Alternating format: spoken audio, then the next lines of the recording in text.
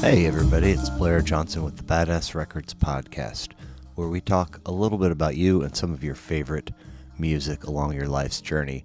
A couple orders of business before we get to today's program. Wanted to let you know that if you tap the merch tab at badassrecordspodcast.com, you can shop and or purchase a few of your favorite swaggy items, t-shirts, hoodies, coffee mugs, stickers, etc.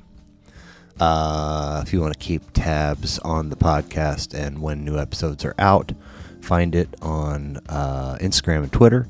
And I need guests. So if you're in the KC area and want to do an in-person episode, hit me up at badassrecordspodcast@gmail.com. As always, appreciate you stopping by. I hope you enjoy the show.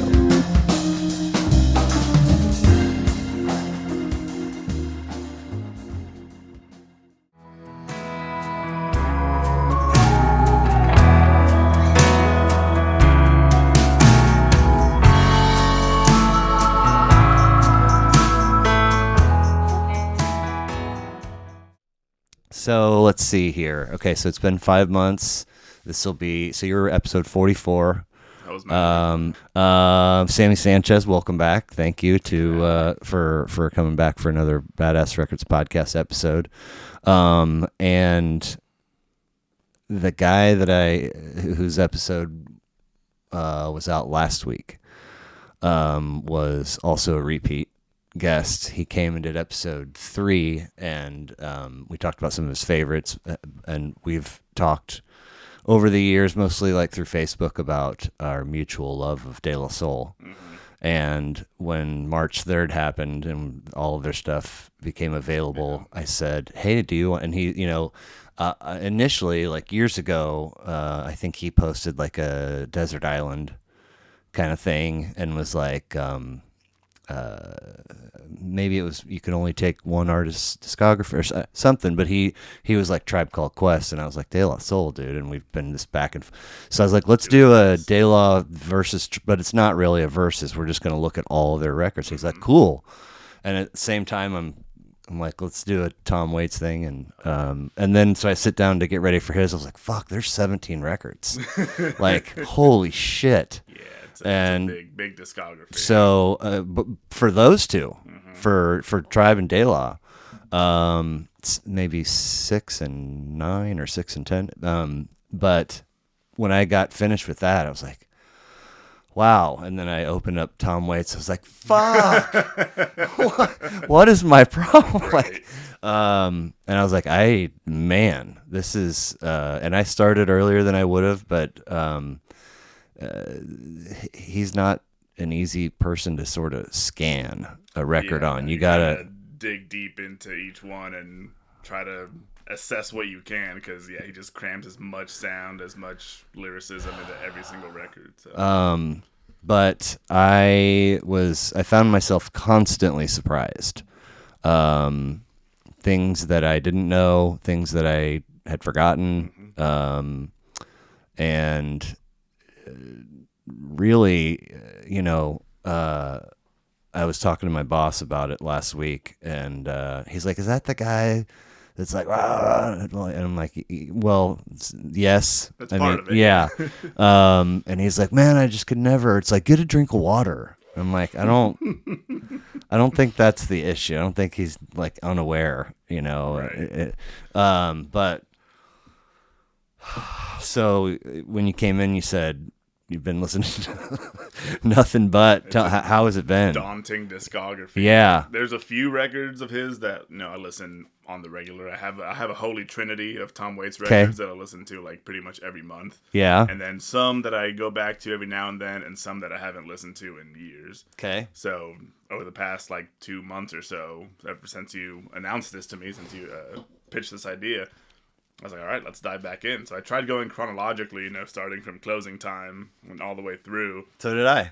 And I was like, all right, you can definitely see the evolution. And then after I did all that, I just went, all right, I'm going to pick this album because I haven't heard it in a while. I'm going to pick this one because there's a few parts that I want to go back and re-listen to. And yeah, like you said, it's a daunting task. He's not someone that you can just like, okay, that's a good song there, that's a good song there. You kind of have to stick with it for a while and absorb knife it and fork. Yep. This is no grab and go.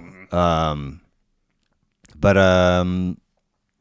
very, very, very pleasant. I mean, some were first listens for me. And just very, very surprised at how overall, off-putting. I think, like, the get a drink of water mentality. Yeah. I could probably come up with 10 people off the top of my head that would be like, nope, nope, nope, and they just wouldn't. Not about it. And there's so much more to it than that. And really he's is. kind of been all of these different places, and it He's was lived a lot. He's been through the ringer 10 times through. And it was it was a lovely journey for me. Daunting at first, and sometimes like I wanted to bail a couple times. Just because, so there were a couple of occasions where, for the most part, like I got to be dialed in, right? But there were a couple times where I was on the go and having to sort of scrawl a note or two, and what would end up happening is that I would miss a couple tracks because kids are talking or whatever, and so it's like I gotta sit back down with it and make sure. But I think we should just dive in. Let's do it. So I've got a disgusting amount of notes. I've got a whole document. Okay. Through, yeah. I've also, like probably right after we were texting. I mean, we know that the phones are always listening, but are they reading too? Because as soon as Get some suggestions. well, a friend of mine, who used to live here, he lives in Charleston now, and he's going to be in a few weeks, and he's going to come do one. So he's kind of my almost lifelong like fish show buddy. But it was like right after that. And he's in so many Facebook groups and shares so many memes, and in fact, I think I've seen him post one before where it's like, I'm exhausted from spending 40 hours a week collecting these memes for you guys. But so he shared a post from a Tom Waits fan club group, and I was like, okay, well, let's see. And so the share was a review, a 1-paragraph review of every album. Oh, that's cool. And so I printed it off. Do you want to read it as we go along? And like, don't favor this over what you've got. I'll synthesize. I think we can just skip the favorite song part. I don't know if that, but yeah. So closing time, man. Very, very lovely, clean, like no hint of that rasp. It's very smooth, very straightforward. Yep. It was like an earnestness to like make a traditional record. I don't know. He'd been working at nightclubs and jazz lounges for almost a decade now, and so they're just like, I want to do that. Yeah. I've been listening to Ted Buckley, Tim Buckley. I've been listening to all these people. I want to put my spin on that. And so, I think Closing Time is very much it's confident, but it's not quite where he would get to. It was a finding my groove type of album. Yeah. Old 55. I'm never. Let's see here. I got this for. Never heard such clarity from him. Like none of the gravelly stuff. I forgot he was Dylan inspired, and Lots of Dylan. And if reminded that he's a fan of the Beats and Captain Beefheart. So at this point, he hadn't heard of Captain Beefheart. Okay. It was, we can get to that later, sure. But Kathleen Brennan was the one that introduced him to Captain Beefheart, and that's where, his career kind of entered phase 2, if you will. But, at this point, a lot of the beats, which I always thought kind of interesting because he was born in 49, so... he kind of grew up, like in the 60s was Yep. when he'd kind of be finding his groove. And by that point, I feel like the beats had kind of fallen out of favor. Yeah. Very much a post-war type deal. Right. And he was just saying, nope, screw these hippies, screw this stuff. I'm down here with the vagabonds and the wanderers. That's what I'm about. So Yeah. even from the get-go, he was zigging when everyone else was zagging. Yeah. I hope that I don't fall in love with you. Apparently, he fronted a high school band that he described as white kids trying to get that Motown sound. Virginia Avenue, there's like some lovely vibrato stuff. I mean, Old Shoes, Midnight Lullaby. Midnight Lullaby I really like. That's one of those early songs that it's just... He does a lot of interpolations in his songs, especially, like old-timey nursery rhymes. Tries to give him a spin or something. But this one's very straight. Yes. He says, sing a song of sixpence, pocket full of rye, that old stuff. But then he goes right into, we'll sit on the moon, we'll sit on the windowsill and watch the midnight sky. Yeah. It's like, there's nothing like sarcastic or No. ironic about it. It's just a lullaby, pretty much. So speaking of Beefheart, I didn't know that he toured in support of Zappa's Mothers of Invention, and was there, had multiple upsetting encounters with his fans. Yeah. Booing him and maybe throwing shit at him. I was like, Zappa what? fans aren't known to be the most accepting. Well, I'm a huge Zappa fan. I'm a big Zappa fan. Yeah. But I've that's not how I would. I don't know, man. I feel like I'm the online music community. Zappa fans are to like the 70s and 80s what like Tool fans ended up becoming later on. Just like they don't think of themselves as much, but everyone's like, oh, Tool fans, oh, Zappa fans. Right. But that was a little disheartening. Ice Cream Man. I just always figured that was a Van Halen tune. Out of nowhere. Yeah. It's a very out of place song on that album. It's very raucous and in your face. It's very bluesy. And some lovely horn work. Tony Turan, I think, on the trumpet. Little Trip to Heaven on the Wings of Your Love. Smooth song about that and Grapefruit Moon. Grapefruit Moon is lovely.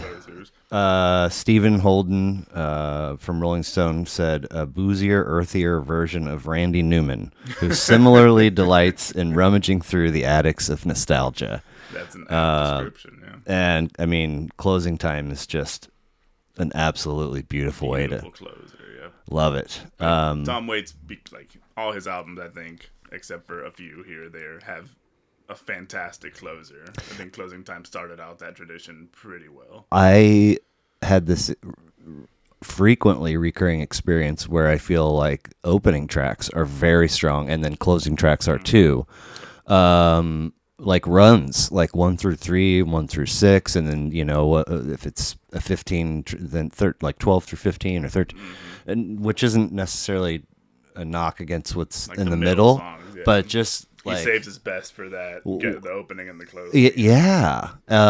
Which now that I'm saying it out loud, I learned way down the road that he's written a couple of these for plays.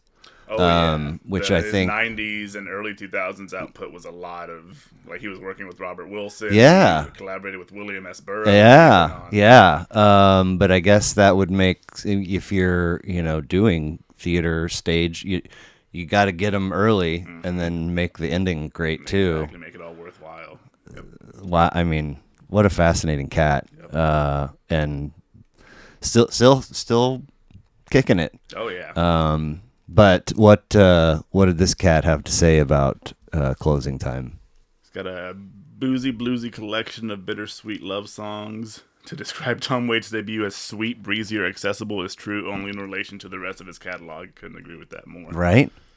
Yeah, I'm not a big fan of Old 55. I think it's a little too on the nose. And then it's funny because the Eagles ended up covering it later on, right down the road, and he hated the Eagles cover. A little on the nose in terms of, I think just not a lot of I feel like a lot of his later tracks, even on this album, you see glimpses of it, but it's a lot of metaphor and a lot of undertones, hinting at other stuff. Old 55's just, I'm getting on the highway and going. Right. It's just a raucous, like, it's a perfect song for the Eagles to Yeah, cover, yeah. essentially. He described their cover as antiseptic, I think. And I was like, Nice. yeah, that's accurate. So I've basically, unless we are looking for something else in particular, have just had, for the most part, the discography open in my streaming service. And when I finish an album, I go back out and then find the next one. And it, will play it front to back, but no matter the album, it would, if I didn't get out of it and find the next one and start it soon enough, it would default to the same Dylan album over and over again. That's funny. Yeah, because It's like, hey, you love Tom Waits. You're going to love Dylan. No, I know, but it's like smart enough to connect those dots, but not wise enough to recognize that, 40 minutes of that album was like clanging on stuff and stepping on weird, there's no Dylan. Yeah, not even remote. No. Especially at Closing Time and the album that came after. The two most folk inspired. So when you were here for episode 44, let's see, we did LCD Soundsystem, This Is Happening, Pink Floyd, Animals, and it wasn't Heart of Saturday Night. It was Small Change. Small Change. That's right. But Heart of Saturday Night is 74, and very next year. Yeah, he was prolific in his early career. Yeah, every year he was coming out with something. 11 tracks, 41 minutes. Title track, a tribute to Kerouac. I mean, this whole album feels like a tribute. Sold, to Kerouac, yeah. New Coat of Paint. We'll laugh at that old blood. Amazing opening. Yeah, we'll laugh at that old bloodshot moon and that burgundy sky. Might be one of the finest lyrics ever. That whole, there's I can't remember if it's that track or another track on the album. I think it's that track. He says, "Fishing for a good time starts with throwing your line." Nice. That's he just knows every single Tom Waits song has at least one line that you're just like, holy shit. Yeah, that's a great line. Great lead-off tune for a record whose cover art is based on a Sinatra record, and title track written for Kerouac. This is one that I had and had listened to, like Small Change, but I was kind of floored, man. Like it's got pretty night and day from his first album. He sounds so much more confident. Yeah, so much more focused. So the cover art is sort of striking and sexy, and then the title of the record is sort of sophisticated seeming. So I think there's multiple ways that you would be encouraged to dive in, and then what you get is, who knows if you're expecting it or not. Yeah. San Diego Serenade, incredible, perhaps an apropos tune for the San Diego State Aztecs, who just lost NCAA men's national championship last night. Obviously, this is some time back. But so starting point for a decade-long collaboration with Bones Howe, who you mentioned, and remind me how a guy like you comes to know a producer like Bones Howe. His name. It's just diving in. First time I discovered Tom Waits, I was like, I'm in love with this. I think, Rain Dogs was the first album I think I heard all the way through, and I think that's still probably what I would suggest to someone wanting a starting, a diving off point would be Rain Dogs. For sure. By that point, he wasn't working with Bones Howe anymore. He was working with Kathleen Brennan, his longtime his wife. Yeah. Because it was after Heartattack and Vine that he met Kathleen. Or during recording Heartattack and Vine, he met Kathleen. They got married. She introduced him to Captain Beefheart's music. Okay. She introduced him to a bunch of artists and recommended that he self-produce his albums going forward. And that's where he broke it off with Bones Howe. They were still on good terms. It wasn't like an acrimonious split or anything, but you could tell night and day that after Heartattack and Vine, the music's a lot drier, a lot punchier. There's not many overdubs or anything. It's just straight instrumentation. Vocals are right in your face. All that good stuff. Great keys and guitar licks on Fumbling with the Blues. Please Call Me Baby is a heck of a heartstrings tug. Depot. Personnel credits list Waits on guitar, piano, and vocals, which are fantastic. Tom Scott on clarinet and Pete Chris Lieb on tenor sax. Just somehow he's already, and maybe he had plenty of relationship before he's putting out records, but he's, pulling in fantastic musicians early. So I'm assuming he was known and respected before. He got around, he made friends wherever he could. Like later on in his career, we haven't gotten there yet, but he started collaborating with Keith Richards every now and then, and you're like, holy shit, you're getting the Rolling Stones on your albums? That's crazy. I know. You're not some nobody. I felt like the Ghosts of Saturday Night After Hours, incredible close at Napoleon's Pizza House, felt almost like foreshadowing of. There's a few tracks on here. Diamonds on the Windshield. I always come back to that one because it's very slinky, very sleazy. There's a line on there. I think I have it written down here. A Wisconsin hiker with a cue ball head. He's wishing he's home in a Wisconsin bed, but there's 15 feet of snow in the east, colder than a well digger's ass. And it's just like, how do you come up with this stuff, dude? Like, and his lyricism was always good from the get-go, but it's around here that he started really finding his voice. Yeah. It's like all these weird metaphors and all these murky characters lurking in the background. Yep. He's got a knack for choosing something that's oddly specific and making it immediately visible to you. It just perfectly images in your head. Yeah. What did this dude have to say about that one?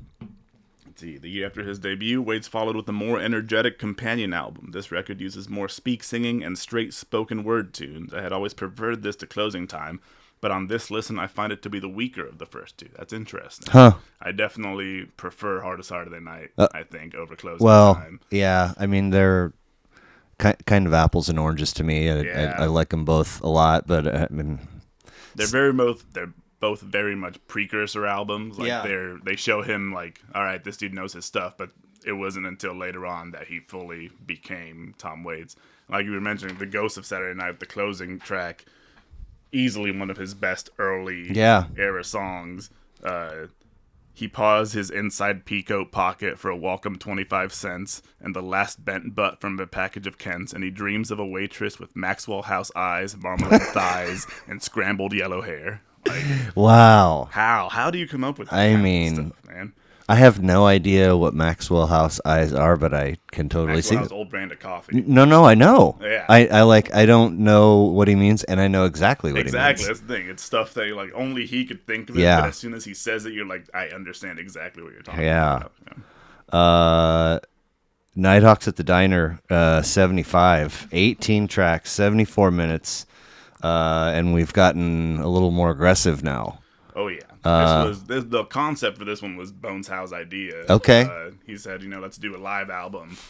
And they weren't kind of sure how to do a live album, really. So they said, let's just make a quote-unquote lounge right here in the studio. Invite a bunch of studio execs, a bunch of collaborators and colleagues and friends, and just recreate a nightclub.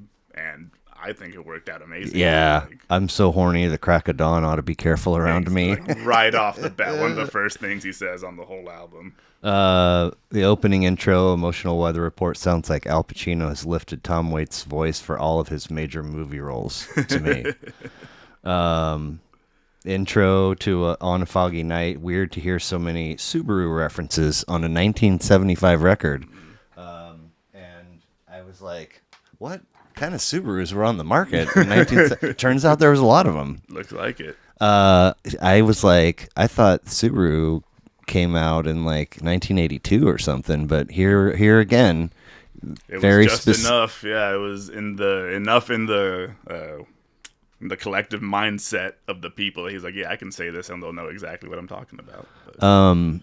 Please share as we go. Share any and all passages because there's so many that I had to pick, like, if I had picked just all my favorite lyrics, the document would have been like Right. 10 gigs Yeah. long. But Intro to Eggs and Sausage. My veal cutlet come down, tried to beat the shit out of my cup of coffee, but coffee just wasn't strong enough to defend itself.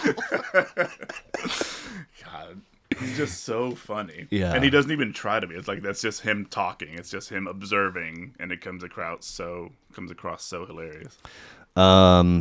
Intro to Better Off Without a Wife. Amazing dialogue. Where have we gotten such brazen masturbation illusion before 1975?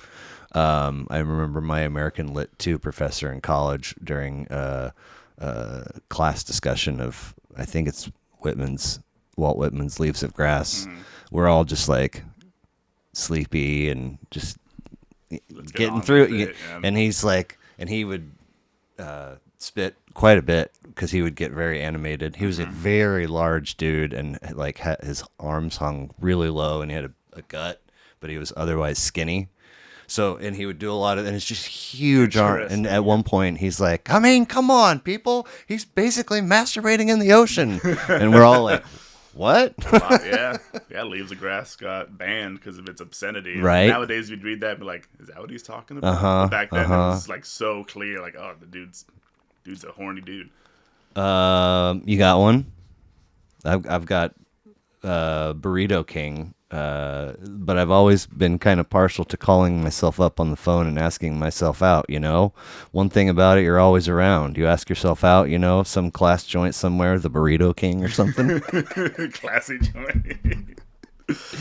Oh, man. I mean, it's what is it? Warm Beer and Cold Women comes up later in the album. Yep. And he says, all these double-knit strangers with gin and vermouth and recycled stories and the Naugahyde boots and the platinum blondes and tobacco brunettes.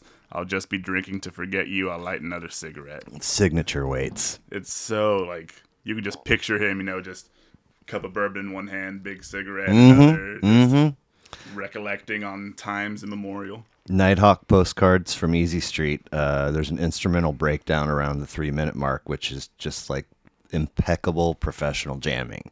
And it's like, really? Well, all right. They got some top-class studio session musicians for this. Yeah. Putnam County, and the coiffed brunette curls over Maybelline eyes. Estee Lauder smells so sweet, America. So, okay, yeah, invited audience for 4 sessions to make the, and like, I mean, they were full, I think, and what a treat. And he, you know, the audience is into it, he's riffing off them, they're laughing at all his jokes. It just feels so like you're there almost, like you're part of the crowd. Like I guess there was a stripper named Duana, and Waits came out after her. And sang Emotional Weather Report, then read the classified section of a newspaper while facing the band as they played. Oh, what else we got? The album ends on a really, like, the whole album up to towards the last, like, 3 or 4 tracks is pretty loose and having fun. And then you get Nobody, which is so, like, ain't nobody gonna love you the way I loved you. Like, and the way he says is so, like, half it's like, yeah, go fuck yourself. Right. You did this to yourself. And the other half is like, look how much I love you. Why don't you come back to me? Yeah. Like, you can't really tell what side of the fence he lands on. He plays it super straight. And then immediately after that, you get Big Joe and Phantom 309, which is, you know, a 7-minute, 8-minute long, 6.5-minute long track. It's pretty much just a ghost story. He's talking through it. It's just like, what is this dude talking about? He's hitchhiking on the highway. Guy picks him up, drops him off at a diner.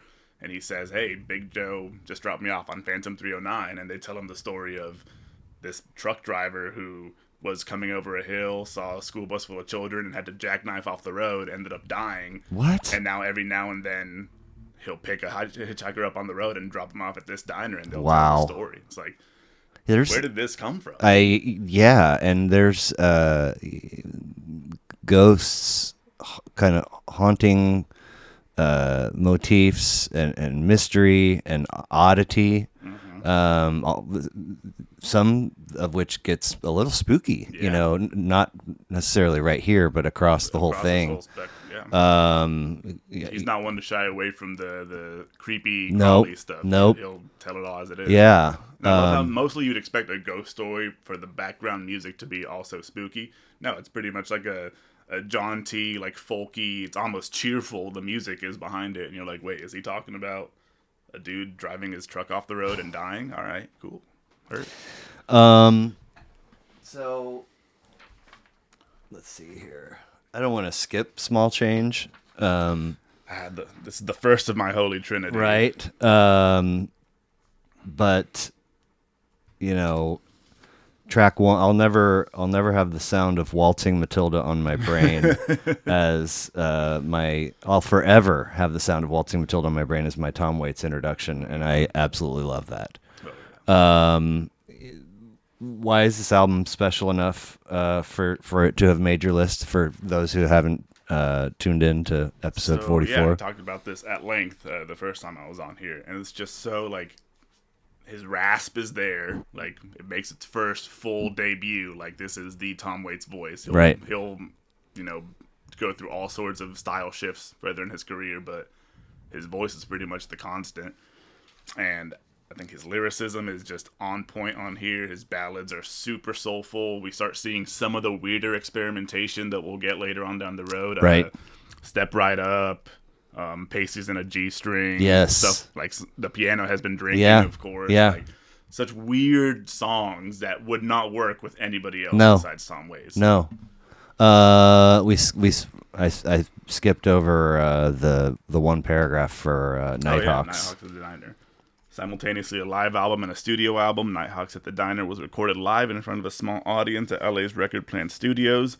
All of these early albums sound like they should be played during a last call at a smoky white jazz club, and the live atmosphere of Nighthawks at the Diner serves that sound really well. Tom Waits is a very funny artist, and it comes through for the first time here. Also, it's 74 minutes long, so pack a lunch, and his voice is getting a bit gruffer, which I think is true. Like, you definitely notice on the first two albums, there was barely any rasp there. Nighthawks at the Diner, it's a bit more live. He's like getting into character a bit more. Yeah. And it's like he adopts that character pretty much for the rest of his career. I definitely remember in getting ready for your episode, feeling just over, the kind of joy that is like recall, like, oh man, it's been so long since I listened to this and it's so great. And honestly, I kind of feel like no skips on Small Change. Zero skips. Such a tight, like he'd have pretty big albums after this. This was a pretty tight, like how many tracks? 10 tracks. Each one's got its own story to tell. Yeah. He doesn't really recycle any ideas. Right. What did he have to say for Small Change? The Tom Waits voice, in all caps with trademark, makes its first full-blown appearance. His darkest album yet, Small Change is a tribute to sad drunkenness. It's top to tails with gorgeous bittersweet songs and continues to build on everything that Waits has been doing up to this point. Couldn't have said it better myself. Right. I mean, not bad. Foreign Affairs. So 77. In my opinion, he follows up one of his best albums with what might be his worst album. This is my note. What's it say? Didn't have much to say on this one beyond digging Bette Midler's vocals. I mean, yeah, that's really it. It feels like he's kind of just resting on his laurels. At this point. It was one of these deals where a good way through, I'm like, have I not been paying attention? Because nothing is really. They all kind of blend together. Yeah, it's not. I wouldn't say it's a bad album. Right. No. It's definitely not up to his previous standards, and definitely not what he would get to down the road. Right. Looking just on, I Never Talk to Strangers is good because that Bette Midler duet is just them riffing off each other for like 4 minutes. That's great. A Sight for Sore Eyes is sweet. Burma Shave is pretty good. Potter's Field is probably my least favorite Tom Waits song. It's just so over the top and theatrical. And it's like at this point he hadn't quite gotten that sound down. Sure. Tom Trobert's Blues from Small Change kind of notwithstanding. That's a very grandiose song. Right. But on here it's kind of like do we need this song to be 9 minutes? Like, it's fine, man. no. I got the idea after 3 minutes. Let's cut it there. But what did this dude have to say about it? Foreign Affairs. I was less familiar with this album than I thought I was. It's his first step backward, almost like someone trying to make a Tom Waits style album. There are still some very lovely songs, but it's a bit of a letdown. Oh, Exactly. I mean, it seems to be a common theme amongst fans. Yeah. Okay. What about Blue Valentine? Much better. Still a bit of a transitionary album, but I think way better, way more focused than Foreign Affairs. I think the 3-album run after Small Change. So Foreign Affairs, Blue Valentine, Heartattack and Vine, probably his weakest. I was feeling pretty sleepy across all three. It's almost like you could take the best songs from all three of them and have one pretty good Tom Waits album.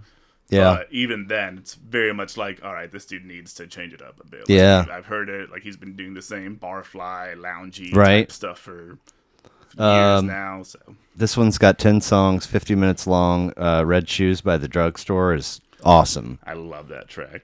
I think it opens up with a cover of Somewhere from West Side Story. Oh, which is wow. Okay. ridiculous. Yeah. Somewhere, a Place for Us. It's so, and his voice, it fits so well. Like, you wouldn't expect it to. Like, it's, Sondheim. You expect it to be like, right. big, towering, and grandiose. And here's this dude just somewhere there's a place for us. Right. It's like, all right, dude, hell yeah, I get it. It like spins a whole new light on it. You got Christmas Card from a Hooker in Minneapolis, one of my favorite Tom Waits songs, period. You've got $29, Whistling Past the Graveyard. $29, beautiful blues guitar work. On a lot of times listening to these, I'm finding myself going to the personnel listing, and oftentimes I'm like, also him.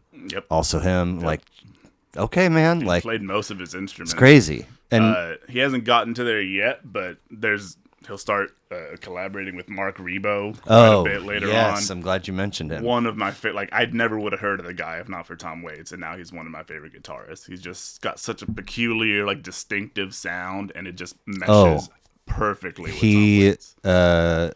Immediate, because I know him from a record called Surrender to the Air, which is like 96, and I want to say Sun Ra was behind it, and there's and Trey Anastasio from Fish, and 30 or 40 other musicians, and it's just all free jazz.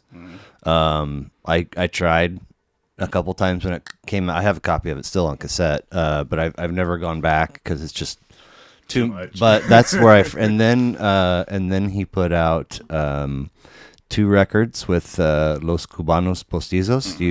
Are you familiar with those? I'm not familiar with the records. I'm familiar with Los Cubanos. Okay. Incredible. One of them. Well, I've got it written down for later on, but they're really good. But I was like, oh yeah, I forgot that and then he's kind of there for a minute, and then he's not, and then later in the discography, I'm like, he just pops up. Oh, there he is again. Yeah, and it's so unmistakable. Like, where have you been the last few hours? I've been missing you. Yeah. Wrong Side of the Road was for me fantastic start to finish. A sweet little buffet from a Pretty Blue Gun. Something to be said about the seemingly new sound of keys, electric guitar, and horns. But that aside, this album flirts with flawlessness. I thought sleepy, but from a musicianship standpoint, crisp. Bare bones, fundamentals, doesn't try to do anything crazy. It's just fantastic songs. Give us... Let's see. Blue Valentine. For the last few albums, he's not really been pushing himself anywhere new, but he's carved out a unique sound and style. Blue Valentine continues this in a better way than Foreign Affairs did. He loves writing sweet songs about the life's small pleasures, and he loves writing about sad, desperate characters. These come together on Christmas Card from a Hooker in Minneapolis, a seemingly optimistic song with a depressing twist. Right. But it is true. He doesn't have very many, story songs, right, telling a story, but this is particularly one that it's what the hell just happened? Mm-hmm. So Heartattack and Vine from 80, 9 songs, 44 minutes. We're in decade 2. And the final record with Asylum and Bone Towel. opens with a meaty title track. Heartattack and Vine, probably the best track on the album, I'd say. It just slogs along with fervor, just kind of tough. I guess The guitar on this track is great. Yeah. It's really punchy in your face. Springsteen covered Jersey Girl with Waits on vocals in August of '81. Which, that's another thing I love about Tom Waits, is that there are so many of his songs that would go on to be covered by other, like, more notable artists. And then you go back and you're like, oh wait, Tom Waits did all of those. So I should have made a list, because there was Old 55 and Martha from the first record. There was on this one we've got Jersey Girl. A few records from now he did Blind Love, and Rain Dogs had both Blind Love and Downtown Train, which would go on to be covered. Yep. Blind Love, I think, by Bob Seger, and Downtown Train by Rod Stewart. I think that let's see.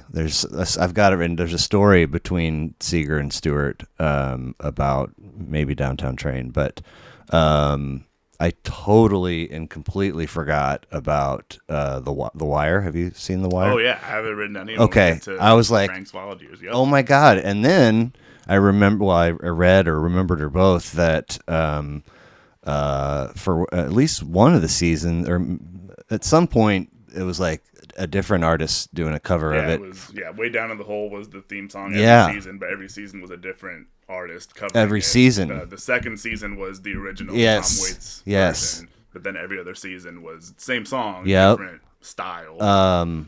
But like Cold Water, I feel like lots of people cover that. He has so many songs that even if no one has covered them, they're so easy to cover just because they're short, compact, so much character in them. Unstoppable. In Shades, or wait, let's see here. Stephen Holden from Rolling Stone. Waits finds more beauty in the gutter than most people would find in the Garden of Eden. He said about Heartattacks and Vine. In Shades, track 2, Smoke, an instrumental with creeping tempo and Ronnie Barron on the organ, just killing it. Downtown, dirty, slapping gravy atop crunchy potatoes. And groovy blues funk from Mr. Siegel. Is that right? Yeah. What do you got over there? Let's see. Heartattack and Vine. Mostly more of the same. It's less of a smoky jazz album than its prior ones. The hallmark song is Jersey Girl, but I'd argue that it isn't the best song on here. I agree. Jersey Girl, it's a good song. Yeah. You could tell right away why someone like Bruce Springsteen would cover it. Yes, like, of course. Bare bones, like great story, great lyricism, but just old roots rock, Americana type. Yeah. Ruby's Arms, I think, is another fantastic closer. It's just gorgeous. I mean, this was, I'm pretty sure this was like the point where, for the first time, seriously, I was like, I don't know, I might have bit off more than I can chew. But I also, at the same time, kind of like the oddly specific yet recognizable, I was like, this is a lot, but at the same time, it's worth it. And, there's so much that of what we get from here on, I knew little of. But before we dive into Swordfish, let's break real quick. I'm going to pee and check on the dog. Get you a beer if you want. All right. So we did hear the one paragraph on Heartattacks and Vine. Yeah. Okay. So 1983, right? Swordfishtrombones. So before we get to that, he does have a paragraph for One for the Heart, which is the movie the movie soundtrack that Waits did for Francis Ford Coppola. Oh, which man. The movie bombed. Oh, did it? And commercially. So since then, Waits has kind of like distanced himself from ever having worked on that album. But he did release a soundtrack album for it, which was him and Crystal Gale, the country singer. Yeah. Collaborating back and forth. Not a great album. Haven't seen the movie. I can't imagine the movie makes it much better. But it says here, with all due respect to Crystal Gale, no thanks. Shit. The soundtrack to the Francis Ford Coppola film of the same name, One for the Heart, is generally a lighter album with less of Waits' signature twisted storytelling. The most significant thing about this album is that he met his future wife and songwriting partner, Kathleen Brennan, while working on this film. So she was a studio assistant at the time. Okay. They met. by 1980, like I think before Heartattack and Vine had even released, or maybe a few months after, they were already married. Okay. And Quick. it was night and day, like his music before he married Kathleen and his music after he married Kathleen. It's almost like two completely different artists. Sure. The lyricism and the raspy voice and stuff is pretty much the only through line connecting those two eras. I will say I was repeatedly surprised every time, I guess from here on out that she gets, songwriting. She's a co-writer on a lot of songs. And they're still together, I think. I mean, and so it's remarkable that they moved that fast because, it would seem like it would be a lot to be married to him if any of his sort of the character attributes that's autobiographical. Yeah, like, are you really the guy I want to be with right now? But back I skipped over it, but back when he did that duet with Bette Midler on Foreign Affairs, Bette Midler has a story about meeting Tom Waits, going to his apartment, and she walks into his apartment and there's like wires everywhere. His like living room's been torn apart. And then he told her something like, you can grab a beer from the top of the fridge. The bottom's my toolbox. And it's like, wow, this is how you live, dude? Like, is everything all right? But it seems like, he acknowledges that Kathleen like really turned his life around and like really made him more confident, more centered, more focused. And you can tell right away, like, it takes a lot of confidence to come out with an album like Swordfishtrombones. Yeah. Which, I mean, like you said, in 1983. Yeah, and thank you for including. I skipped stuff that wasn't there. Like, there's a Midnight Brawlers. There's a couple of records that I just didn't. There was two compilation albums that came out in this time from Asylum that he wanted nothing to do with. Like, Asylum just put out these two compilation albums. Oh, really? There was, I think it was like the Tom Waits anthology. Okay. And then the Asylum years. He hates both of them. He wants nothing to do. Like, he does not promote those two. He doesn't really enjoy his time with Asylum Records. So he loves Bones Howe. He had made a lot of great connections. Interesting. At that time. But what are those? Do those feature tracks from other records, or just shit that he recorded? There's some B-sides on there, some like stuff that didn't quite make it onto a record, but just stuff that they were like, all right, Tom Waits is gone, let's just put out some more of his like back catalog because we can, exactly, and we'll make a little bit of money. Exactly. Wow. Swordfishtrombones. It was one of the records that just the title has stuck with me, and it was one of the first when I was first introduced to Tom Waits, that just the title, wow, that's a fantastic word, and I think it's all one word. It's not Swordfish Trombone. Exactly. It's Swordfishtrombones. But I think.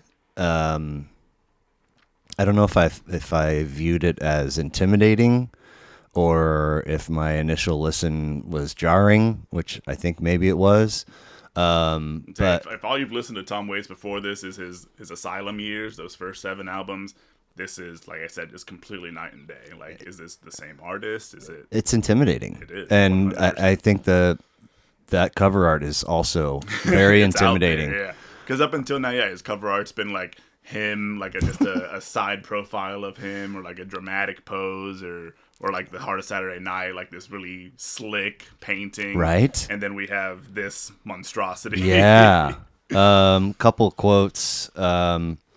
The Apple Music blurb: after a decade as a boozy beatnik piano singer who liked to run his mouth off, Waits reemerged with a nearly brand new approach.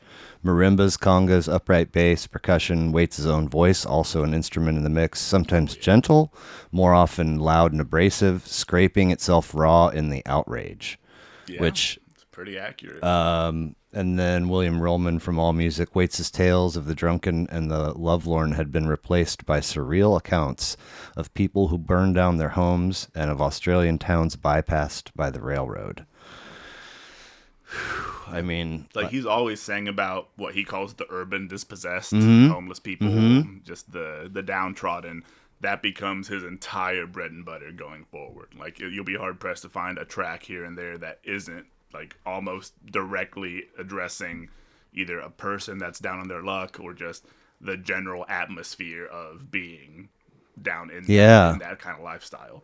I think the first track on here is Underground, and it's immediately starts off like we're all awake while you're sleeping is one of the lines that's like on the first verse. It's like, are we like literal here? Right. Like, should I be peeking out the windows? Is everything okay? Yeah. I think maybe you should.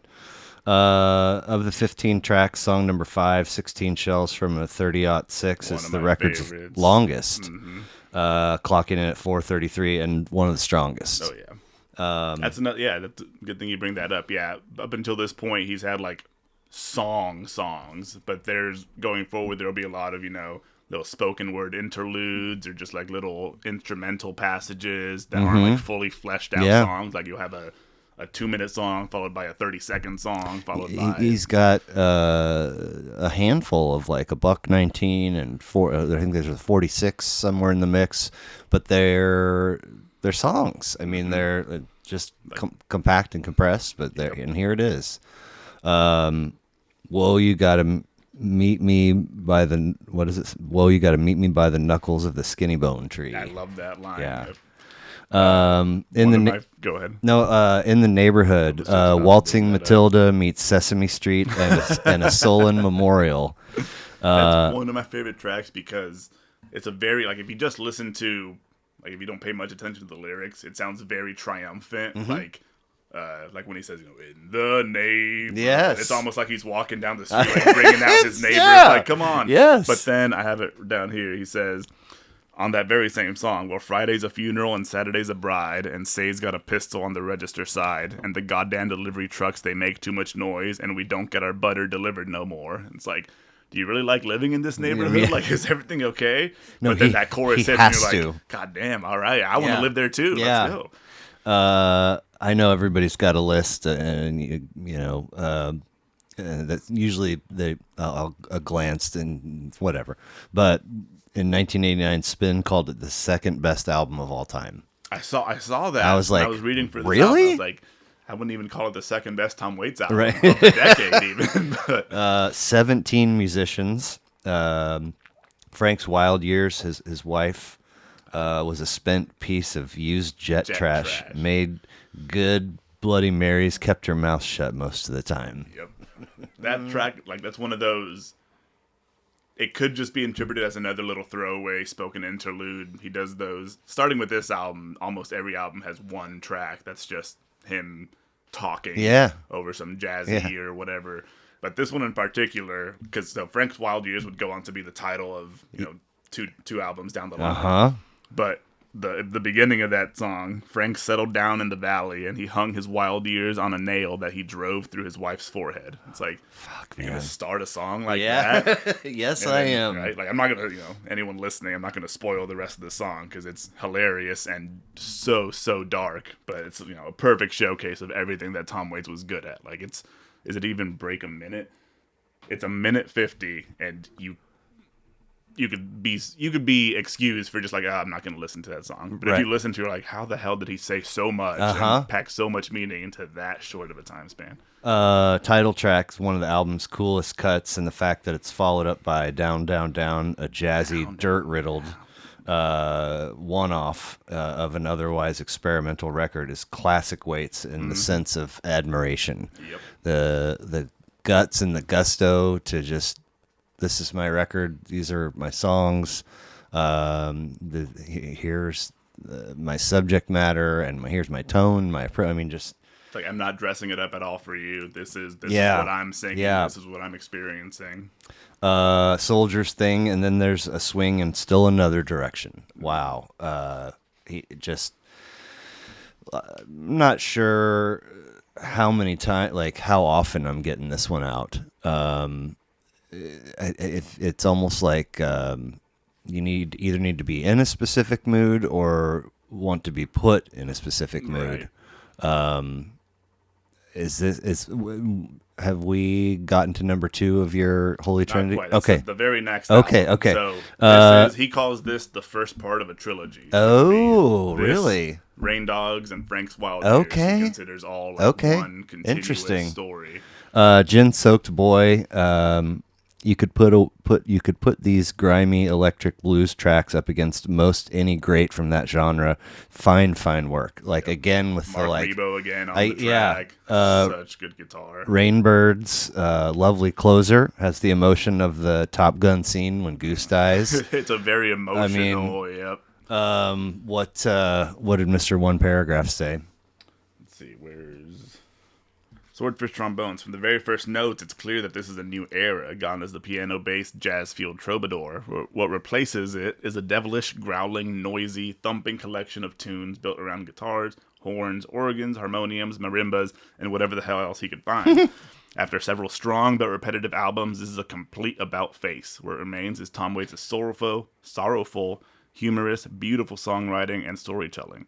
Whether it's the chicken or the egg, the change in producer is also important to the massive change on this album. Okay. Do you know off the top of your head who he nabbed to produce? It was him. It was he and Kathleen. They would be self-producing for the next few. He signed with Anti Records several years down the road, but the 80s and early 90s, I think, was all him. Yep.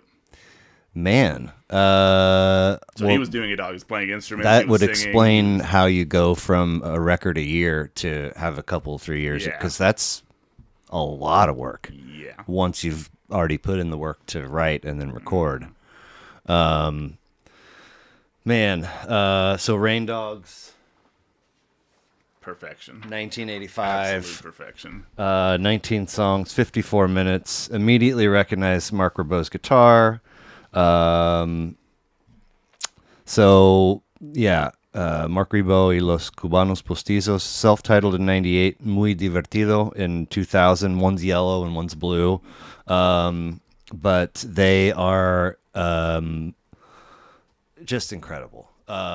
There's some up-tempo stuff and some down-tempo stuff that it's just packed with emotion. Yep. And you get, it sounds very much like Mark. Like his tone is not always my favorite. It's a very distinctive tone. Like it's very clear. Like it bites through the mix. Like whatever song he's playing on, like there's Mark Rebo's guitar right there. Sometimes it's like drawing, and sometimes for me it's a little off-putting. Like there's sometimes it can be a little distracting. Yeah, like are you in tune? Yeah. Clap Hands, track 2. That's what I'm talking about. This is the kind of Tom Waits that makes me feel alive. Yep. Shine, a Roosevelt dime. The way he has like a little lisp almost on this song. It's like, where's this? He didn't have a lisp before. He doesn't have it again. It's like he almost takes on a whole new persona for this song. Like when he says clap hands. Like this drags out for so long. Yeah, like he's trying to be one of those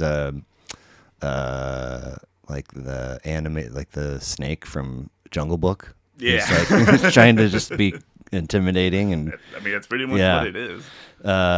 Said steam 100 bad dreams, going up to Harlem with a pistol in his jeans, a $50 bill and a Paladine's hat, and nobody's sure where Mr. Knickerbocker's at.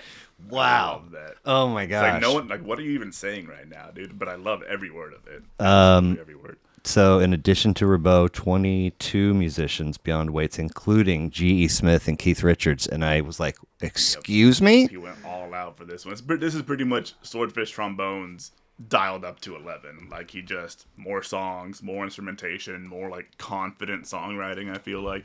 It's almost like Swordfishtrombones was him, like, first finding his footing into this new era that he was entering. Still phenomenal album.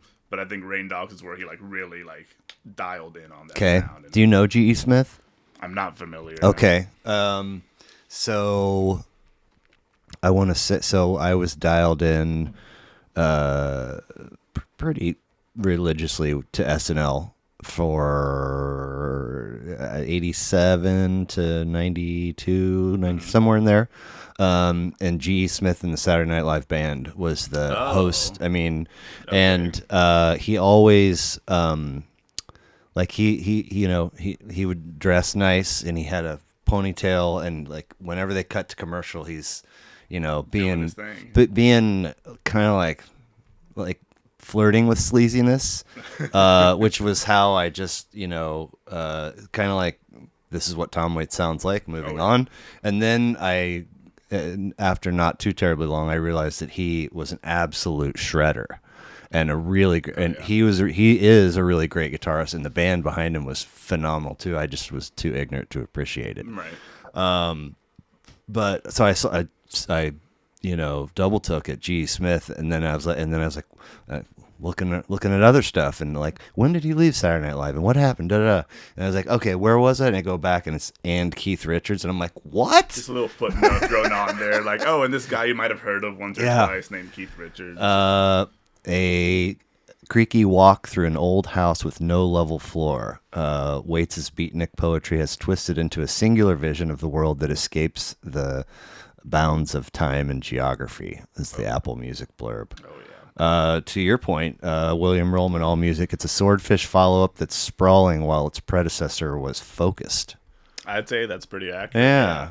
Swordfishtrombones, you could kind of, I wouldn't say, so Frank's Wild Years, which came after, he almost wrote it exclusively as a concept album, because he had been devising a screenplay called Frank's Wild Years. Never came to fruition. He just took all those ideas and put them into an album, which kind of makes it a little more focused. Raindrops is very much just here's this sound, we're just going to throw it all out there and see what happens. And there's beautiful songs on here. Hang Down Your Head, Time, Blind Love is phenomenal. Downtown Train, of course.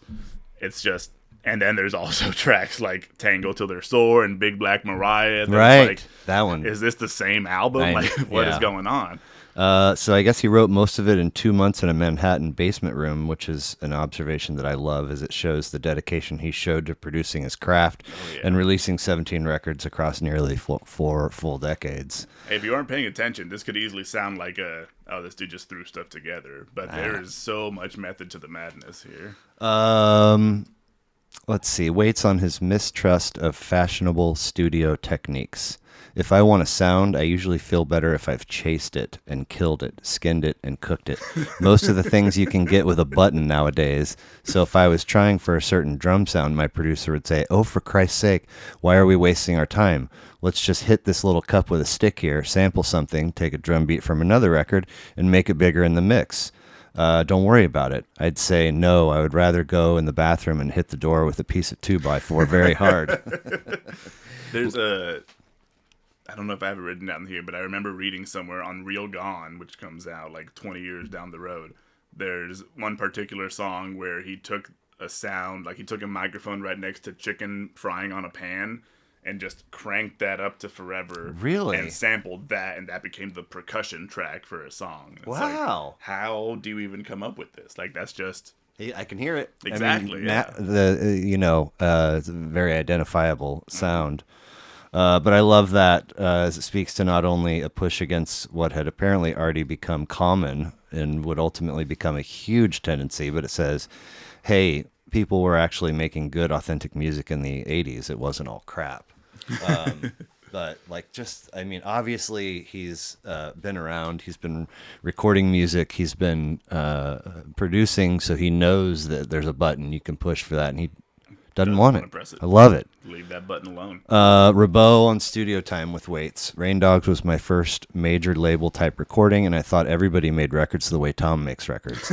I've learned since that it's a very original and individual way of producing. He also mentions that they wouldn't rehearse before recording them. Waits would play the songs for the band on an acoustic guitar. And then they would just go for it. Wow. Waits on recording with Richards. There was something in there that I thought he'd understand. I picked out a couple of songs that I thought he would understand, and he did. He's got a great voice, and he's just a great spirit in the studio. He's very spontaneous. He moves like some kind of animal. I was trying to explain Big Black Mariah, and finally I started to move in a certain way, and he said, oh, why didn't you do that to begin with? Which is so funny when you find that like kind of person that you're like, we don't even need to talk to each other. We'll just gesture. Yeah, like, I know exactly what you're saying. Are you a Stones fan? Relatively. Yeah. They're not my favorite. Me either. I respect the Stones. Mm-hmm. there's a lot of Stones on the playlist at my bar. So they Okay, come up quite a you bit. get Like, your fill. there's Yeah, the Stones. Yep. you got a skip button back there. Blind Love, Down Home Blues and Western that features Richards on guitar and backing vocals and is one of the record's gems, I thought.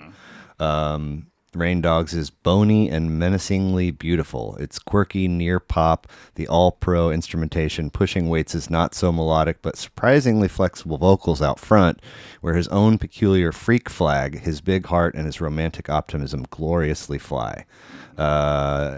Orion Berger from Rolling Stone. Waits, Things That I've Learned and Forgotten. Downtown Train is an original made famous by Rod Stewart. Hilarious that Bob Seger recorded a version before Stewart, then 1 month after Seger told Stewart. Stewart recorded his and later claimed that he didn't steal the idea from Seger. So which one of us is going to cover Tom Waits first? Yeah, I know. And then maybe get caught lying about it. Right. I don't know. Big band finish to the closer. Anywhere. Oh man. Holy hell. Just bagpipes and accordion just right in your face. His vocal delivery on that song is just so he's been through it all. He's letting the last of his voice out. It's yeah. So the Sammy Sanchez Trinity, Small Change, Rain Dogs, and one more to go. Yep. Okay. Goddamn album. I just cannot get enough. Walking Spanish, Jockey Full of Bourbon, those two tracks I go back and listen to once a week. Jockey Full of Bourbon has one of my favorite Mark Rebo guitar solos. Okay. It's just out of nowhere. He's just it's not even shredding. It's just pretty simplistic, very skeletal, but you're this fits 100% right here. I've used one of his tracks for an episode, I would love to play it for you right now if I knew how to do that without getting it a copyright. But God, man, it is just an epic tune, and it opens with a big drum splash, and then you just get this beat bass, just kind of low volume, and then all of a sudden in comes Ribot, and he's just kind of just going back and forth between three notes for the riff. Very simple, and it is it's breathtaking. It almost makes you see a setting that he's trying to create, on the sound spectrum. There's not every track is fantastic from both of those records, but they are must-haves. So did we do the Rain Dogs? Let's see. Dang, this album is great. Perfect. It's an evolution of what he was doing on Swordfishtrombones, but it's much stronger. It has a whopping 19 songs of varying shapes, sizes, and colors, and all of them work. Clap Hands, Tangle Till They're Sore, Hang Down Your Head, Time, Downtown Train, Anywhere I Lay My Head are all perfect. Considering how far this is from his long-running jazz crooner sound of the 70s, it's a fully realized musical identity. That being said, there's some stuff on here, such as Singapore, that some people probably hate. I buy that. I'm jiving with it. I haven't read this, so I'm kind of jiving with every. Right on the head. There's some tracks on here that push the envelope a bit farther than you'd expect them to, and I could see some people being okay, calm down. Just from start to finish, I am 100% on board with this album. So Frank's Wild Years, 1987,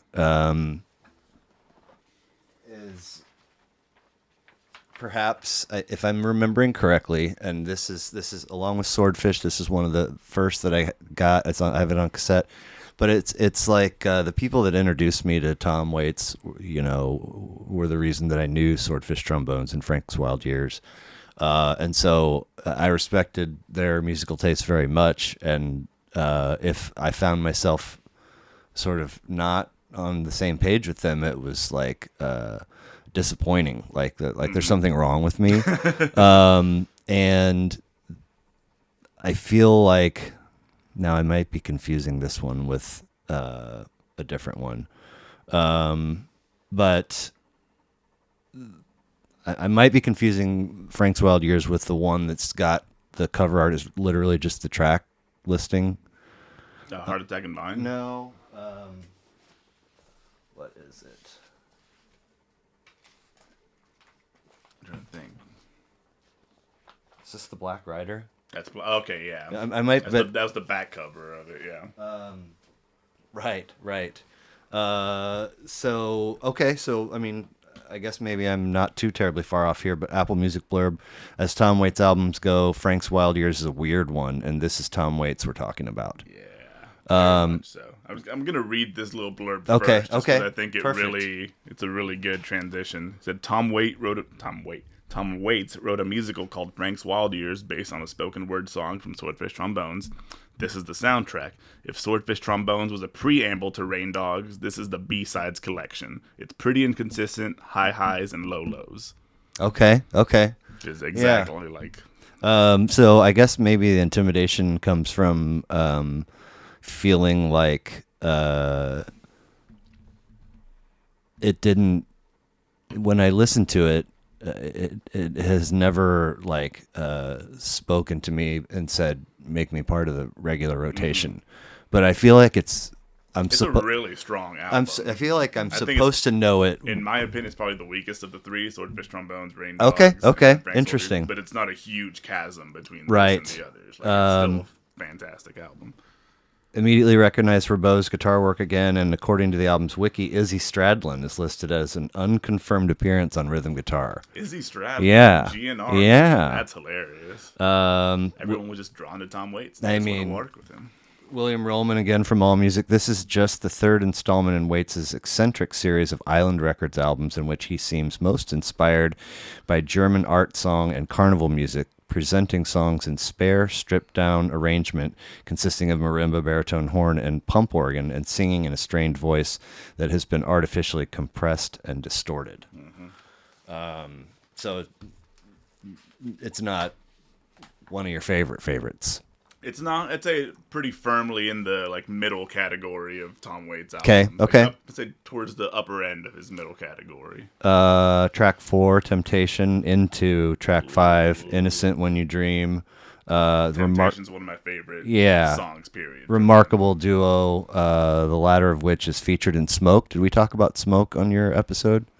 I don't think so. Oh, man. 1995 film featuring William Hurt, Harvey Keitel, Ashley Judd, Forrest Whitaker, and it is phenomenal. Damn, it's like 4 vignettes and they all interconnect. Yeah, movies like that. Innocent When You Dream is in it. That makes sense. It's very much like a movie show tune type of song. Yeah. This being it was written originally as a stage production, as a screenplay, right? And so you get kind of not so much reprises, but like alternate versions of songs. Yeah. So Straight to the Top, you see that early on as like a Roomba, like a lot of percussion, a lot of like in your face, and then later on it comes back again, and this time it's like a Frank Sinatra type of like pastiche. Yeah. Like it's just very nice. slinky and smooth, and it's like, where the hell? It's the same song. But Innocent When You Dream, the first time you hear it is at the end of the first half of the album, or towards the end of the first half of the album. And it's like the protagonist, I guess, is still like, we're making it to the end. Right. And then when it comes back, it's the very last song on the album when you hear it again, and this time the voice is kind of coming through like a radio. It's like very distorted, very crackly. Okay. And like the instrumentation's kind of slowed down a bit. And it's is it quieter? It's a lot quieter. Okay. It's yeah. Like, whoa, we've come a long way. Yeah. The first time we heard this song. What a journey. Track 7, Yesterday Is Here, is one of the best Tom Waits songs I've ever heard.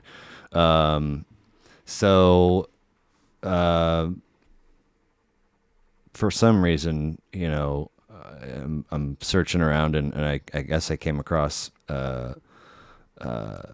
Scorsese. He supposedly is doing this TV show, this show for Apple TV, in which Jonah Hill's going to play Jerry Garcia. Have you ever? Wow. Okay. It came a couple of years ago. You started to see shit, and then it's like it didn't fade from online, and Still but I don't, I haven't heard anything. Yeah, About this. no, I know, and it's like I haven't seen anything that's like, oh, now they're on set or now they're filming, but I don't know why I randomly included that thought. Frank's theme, track 9, is like incredible. show-tuney, Yeah, and that's a song that ends the first half of the yeah, album. okay. And I think the first half of the album's a lot more like, I wouldn't want to say optimistic, but like blindly optimistic. Like, yeah, everything sucks, but we're gonna get through it. It's gonna be fine. And the second half of the album's a lot more realistic. Yeah. Like, maybe things aren't gonna be quite as fine as I thought. It starts out with More Than Rain, which another fantastic song, and I have a line here from it. It says, none of our pockets are lined with gold. Nobody's caught the bouquet. There are no dead presidents we can fold. Nothing is going our way. And it's more than trouble I've gotten myself into. It's more than will be gotten gray skies now. Wow. It's like, yeah, it's kind of like coming out from the drug-induced haze of the first half of the album. And it's like, it's kind of a shit show I've left behind. Right, yeah. Oh, Yeah. man. There's like an Italian mob ending to track 10, More Than Rain, that bleeds into Way Down the Hole, which I absolutely love, and we already touched on The Wire. So odd run of 12, straight to the top, Vegas through 14, Telephone Call from Istanbul, but That's another fantastic song. But Telephone Call, yeah. Fifth, Cold Ground is absolutely incredible. It gets so sober out of nowhere. It's like, Yeah. So yeah, I was definitely confusing this one with the other one, and sort of felt like the overall picture is in some sense kind of masterpiecey. I mean, it's chances and musicianship and ever evolving personality that just, I mean, I don't love it, but I recognize its place. Yeah. The overarching picture. Yeah. Is this okay? We read this one before we dived in there. So 1992, Bone Machine. My buddy Ben Green was in a college band. That I nabbed the flyer for, and I reached out to him and said, "Hey, I'm doing this Tom Waits episode. What did he say? Modern sounding and radical departure from Frank's wild years, and just was listening to a ton of Tom Waits at the time." Won a Grammy for Best Alternative Record. Yeah. It's got Les Claypool, Brain, and more Keith Richards. A lot of quick, punchy tracks with specific tones. It's a very tight album. And messages. Like the last few albums have been very like all over the place a little bit, very sprawling. This sticks to a theme and it grinds it out like no other. It's almost industrial. Yeah. In that sense, like there's no like glitchy electronics or anything. Nope. It's very just punchy, raw, like. Dark. Probably his darkest album, I'd say, all the way through. It absolutely. And no disrespect to any of the other records, they are literally all included in the statement. But I have a very deep appreciation for his cover art, and this is one of the finest. Cover art always like lets you know what you're getting Yep. into. Okay? Yeah. And this is like, all right, this is gonna be a scary album. Mm-hmm. What did they have to say about it in the one paragraph? Let's see, where's this? Bone Machine. I'd never cared for this album, but it's much better than I'd remembered. My recollection was that Bone Machine leaned too heavily in the hellish circus conductor noise rock direction, but there are lots of great songs here. This is also the first album that he co-wrote entirely with Kathleen Brennan. Oh, okay. I don't think he's selling it up quite enough. I think this is a phenomenal album. It's not quite the third part of my Holy Trinity, but right. If I had like a Holy Quadrinity, this would probably be number 4. This is the sub. Yeah, this is the alternate. Yeah. So Black Rider is 1993. 20 songs, 55 minutes, written for a play. Is that the right one? That's the right one, isn't it? Yeah. You mentioned Robert Wilson, theater director. I had never Heard I of him only know before? of him through his Okay. collaborations with Waits, yeah. William S. Burroughs. So we're marrying his musical vision with their skewered concepts and story, led to a dense sound where the walls have come from the horror movie factory with eyeballs looking back, scrutinizing every move. Yeah, pretty accurate. Really, the only note that I had was track 17, Oily Night. Is This album kind of blends together for me. well, There's not a lot that I recall from that. I don't think I listened to it much over the last few weeks. well, it's not for the anxious. In fact, I had to bail on it at least once because it's just kind of percussive noises. That are very atonal and not like a beat, and then he just comes, Oily Night. Oh, and it's like, Jesus, man. Give me a warning. Yeah, well, it just, I don't know. That's, like I said, the only note I had on it. I don't know if you got anything else. I don't have much what I have written on here. As a collaborative work, it's much more scattershot than any of Waits' other works, and it's honestly a bit too all over the place for me. Like, I feel like I said here, if I were to see the play, maybe it would make a little more sense. I've never seen the play. So. Right. What did dude have to say? Remember what I just said that I thought that Bone Machine was? Like, leaned too heavily in the hellish circus conductor noise rock direction? Yeah, that's actually the Black Rider. It's strange and dark enough that I appreciate it, but don't actually like it very much. Like Frank's Wild Years, it was written for a play that Waits wrote. Okay. So, again, it's funny, comparing it to Bone Machine, because it's true, Bone Machine kind of gets the reputation as, like, the heavy, industrial Tom Waits album, and then compared to this, it's like Closing Time. It's like it's not even in the same ballpark. Yeah. So I think I'm like 99.9% certain that chronologically after this, all first listens for me. All right. So I was like, making my way through, and I was like, God, is the rest of the ride going to be like rough? Mule Variations, 1999. That's Trinity number 3 for me. Whoa. I love Mule Variations. I think that I was a good chunk of the way through, and I was like, is every track on this record amazing? Yep. After what we just, big in Japan. Right off the bat. Have you seen The Breakfast Club? Yes. Okay. In addition to the numerous girls in the Niagara Falls area, when Anthony Michael Hall's character says he has a girlfriend, but you wouldn't know her. She lives in Niagara Falls, and later Bender is ribbing him for it. But big in Japan. We're big in. Yep. So like it's one of those like just stereotypical like Tom Waits songs. Like the lyrics so cheeky. Like I got the shirt, or I got the stripes but not the tie. I got the moon but not the sky. Right. But I'm big in Japan. Right. So who cares? Like.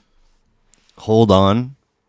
I have right here, like it's probably it's Waits' best ballad in my opinion. Like, I have we haven't heard this vibe from him in some time, and it's across several records, and it's beautiful. This is so up to this point, like you said, it's like is the rest of his career gonna be this like Bone Machine, right. Black Rider type noise? But on this one, like there's a few tracks that are like weird and out there, but for the most part, it's him sticking to a theme and just writing it out, and you're like, wow, that was a phenomenal song. And same thing for the very next song. Yeah. On Hold On specifically, I feel like that one's been covered too.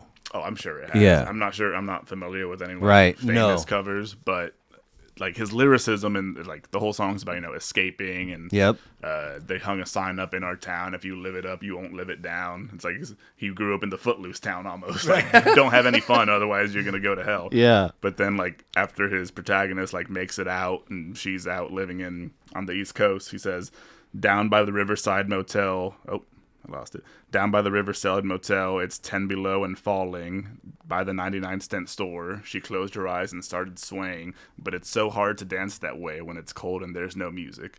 That line, "It's so hard to dance that way when it's cold and there's no music," came from his 6-year-old daughter. Really? They were on the bus. She saw a guy outside in the snow just like dancing to his own thing, and she said, "It's so hard. It must be hard to dance when it's cold and there's no music." That's awesome. And Tom Waits was just like, yeah, you're my daughter, I Yeah. guess, because I'm Yeah. putting that in my song. From That's a this day fantastic forward, I line. will always have pen and paper on me. Exactly.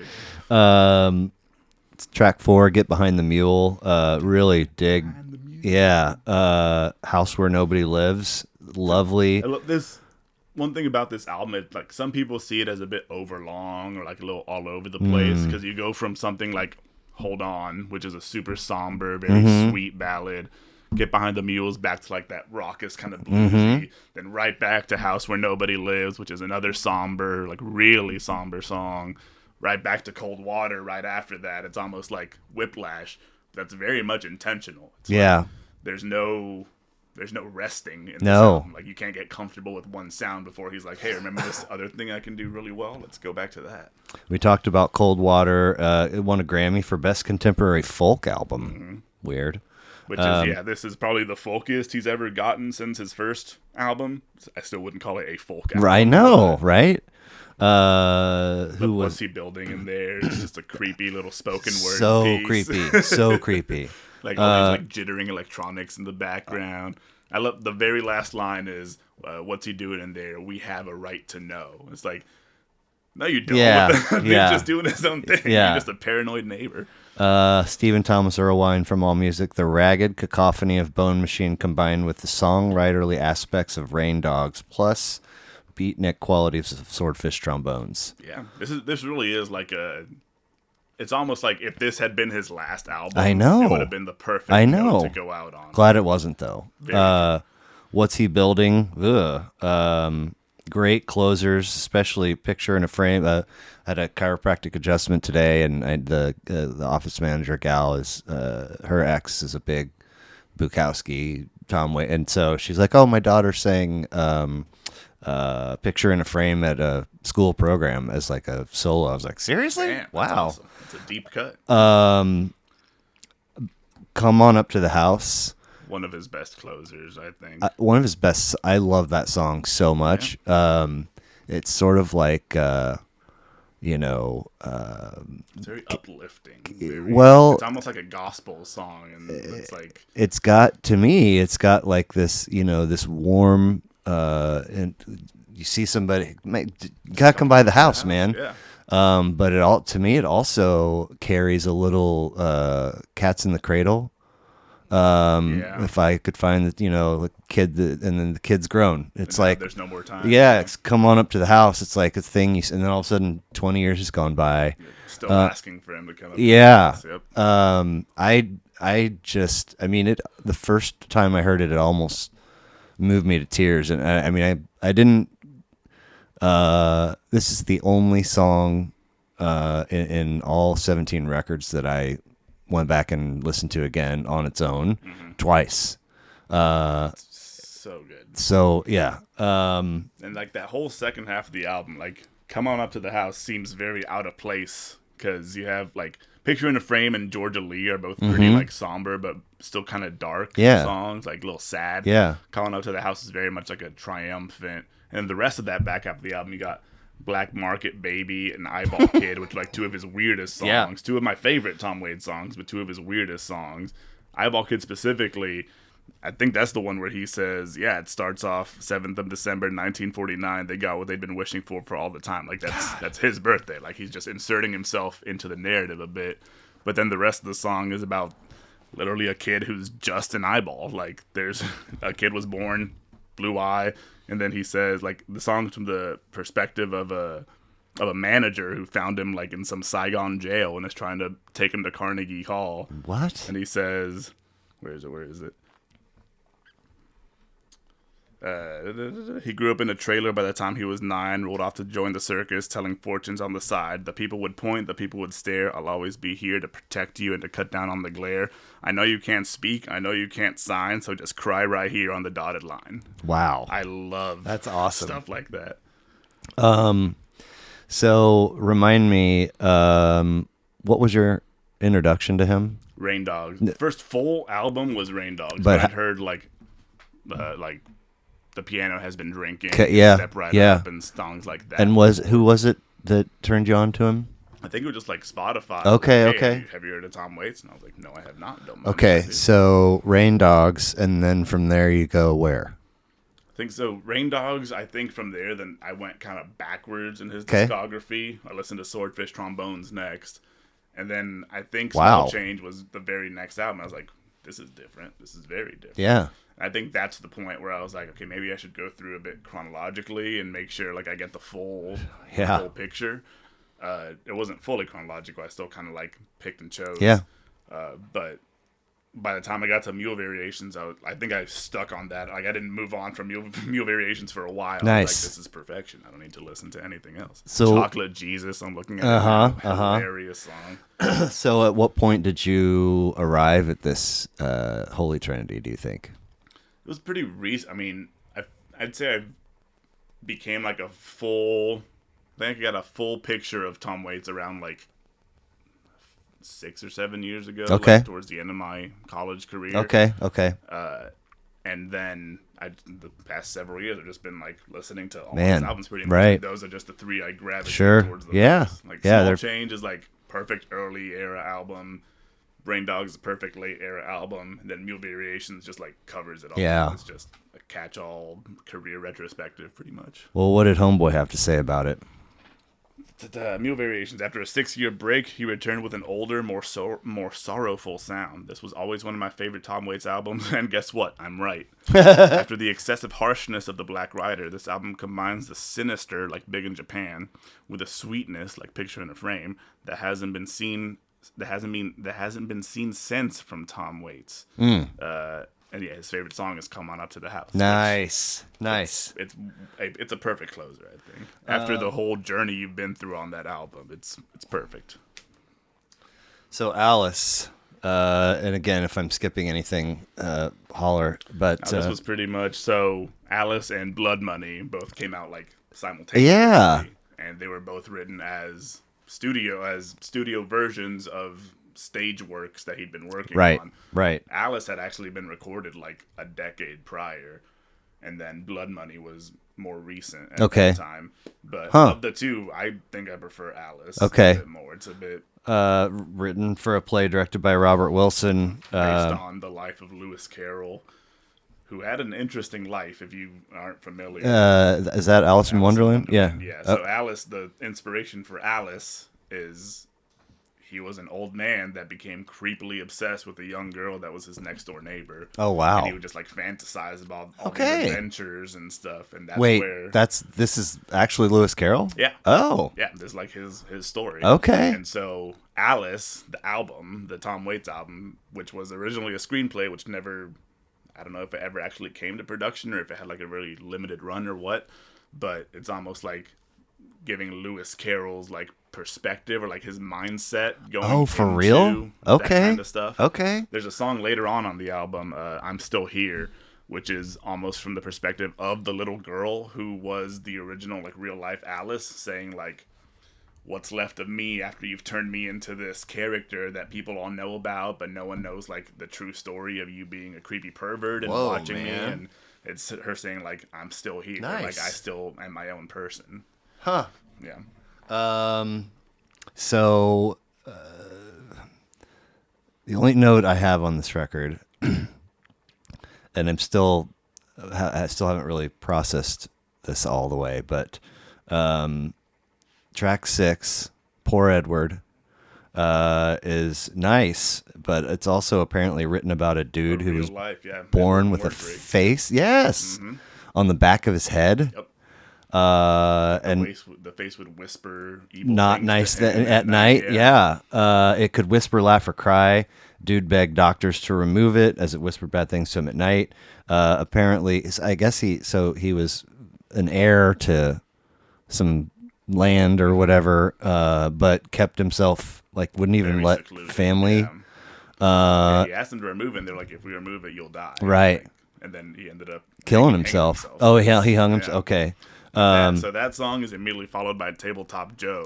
Which is also a real life story. That's a fun kind of song. Very different from the preceding song. And I think they both paint a picture of like, I don't think he's trying to like justify Lewis Carroll, but it's almost saying like you can either be an Edward Mordrake type of person who kills yourself because of your situation, or you could be a Poor Joe type of person, a Tabletop Joe, who just kind of makes it big, like takes the hand life dealt him and just goes through life.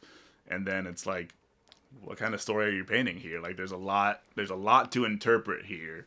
The Edward Mordrake song, the Poor Edward, it's almost like, I don't think he meant for it to be like a parallel, like a direct parallel to Lewis Carroll. Okay. But it's almost like, almost painting him as not so much a victim, but like, it's like he didn't want to have those thoughts either. He just kind of was a victim to his own mind. Okay. Still very wrong what he did. Yeah. He was a creepy dude. He was a pervert. But he almost painted... Did he write in other stuff too? I mean, the Jabberwocky. Oh, and yeah. stuff like that. Yeah. Wait, did Jabberwocky get some heat for being weird in a racial way? I mean, probably. I feel like that's just a full gibberish. Okay, okay. Now that you mention that, there's another a song on here, I've never been able to pronounce this, Communist, which the whole song is just like German gibberish. Okay, it's not actual German, but it's just nonsense, which kind of ties into that Jabberwocky theme of none of these are real words, but we're just having fun with it. So what does our one paragraph friend have to say about Alice?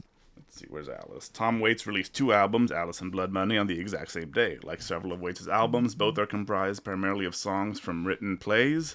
They're also the first Tom Waits albums to be released after I became a fan. This is my favorite of the 2. Okay. Although it's similar to Mule Variations, it's a sadder and quieter album, which is really saying something. Yeah. It's not as noisy as his other post-Swordfishtrombones albums. Instead, the songwriting and production are both more straightforward and understated. Its title track is one of my very favorite Tom Waits songs. Wow. Okay. It ends with, just really quick before we move on. Yeah. Fawn is one of the most beautiful closers in Tom Waits' really? entire discography. Okay. I think it's so somber, but like very bittersweet. There's like this like weird guitar tone to it that just like fluctuates over everything. Do I have anything written about it? Yeah, I had it. Mournful and ethereal instrumental. It's very much like this is the end of the story. Like, you're moving on. Right. There's nothing left. Whoa. So Blood, I mean, it's pretty cool to put out 2 records at the same time. Oh, yeah. 13 tracks, 42 minutes, a lot of short, punchy tracks. Noteworthy mix of light and dark motifs just in song style. You got like a lot of negativity, and then you get some sprinkles. Misery is the river of the world. Everything goes to hell. God's Away on Business is one of my favorite Tom Waits tracks. Starving in the Belly of a Whale. Good Man is Hard to Find is one of his funniest songs. And then closing off the album with that, like, it's a very bleak album up to that point. And then it's like, hey, Good Man's Hard to Find, isn't he? And I mean, still no album cover art slouch.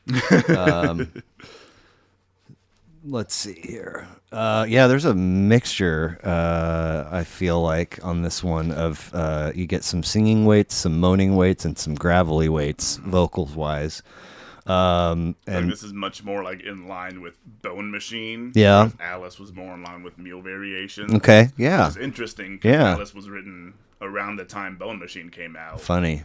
But that's just Tom Waits. It's just all a conglomeration. But I have here, like, the very first song, Misery is the River of the World, one of the first lines is, if there's one thing you can say about mankind, there's nothing kind about man. You can drive out nature with a pitchfork, but it always comes roaring back again. Like, that's awesome.